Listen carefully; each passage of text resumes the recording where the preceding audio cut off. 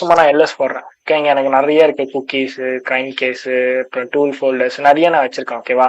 So இப்போ நான் என்ன பண்ணேன், எனக்கு இதுல வந்து எனக்கு ஒரே ஒரு ஃபைல் தான் வேணும். இந்த t.php இந்த ஃபைல் மட்டும் தான் வேணும்ன்றப்போ என்னால பிரிண்ட் அது இருக்கா இல்லையான்னு சொல்லிட்டு என்னால ஃபைண்ட் பண்ண முடியாது, உட்காந்து தேட முடியாது. இந்த மாதிரி 1000 ஃபைல்ஸ் இருக்கப்போ நான் என்ன பண்ணேன்னா எல்எஸ் பைப் கொடுக்குறேன். எல்எஸ் போட்டா என்ன வருது, இந்த அவுட்புட் வருது. இது வந்து பிரிண்ட் பண்ணுது. ஓகேவா? இந்த அவுட்புட் அப்படியே டேட்டா வந்து நான் என்ன பண்ணேன்னா பைப் போட்டு அடுத்த கமாண்ட் நெக்ஸ்ட் கமாண்ட்க்கு வந்து நான் பாஸ் பண்றேன். ஐ மீன் பஃபர் பண்றேன்னு வச்சுக்கோங்க. ஓகேவா? பஃபர் பண்ணி நான் பாஸ் பண்றேன். இப்போ கர்ப் போட்டு கோலன் வச்சுட்டு எனக்கான ஃபைல் நேம் t.php. ஓகேவா? நான் என்டர் அடிக்கிறேன். பாத்தீங்கன்னா கர்ப் கமாண்ட் என்ன பண்ணும் நான் சொன்ன உங்களுக்கு பர்டிகுலரான விஷயத்த நமக்கு சர்ச் பண்ணி எடுத்து தரும் நான் சொல்லிக்கிறேன். அதுல வந்து t.php மட்டும் நமக்கு எடுத்து கொடுத்துருச்சு. ஓகேவா? ஸோ ரொம்ப ஈஸியா நம்மளால பார்க்க முடியுதா இருக்கா இல்லையான்னு சொல்லிப்பாங்க.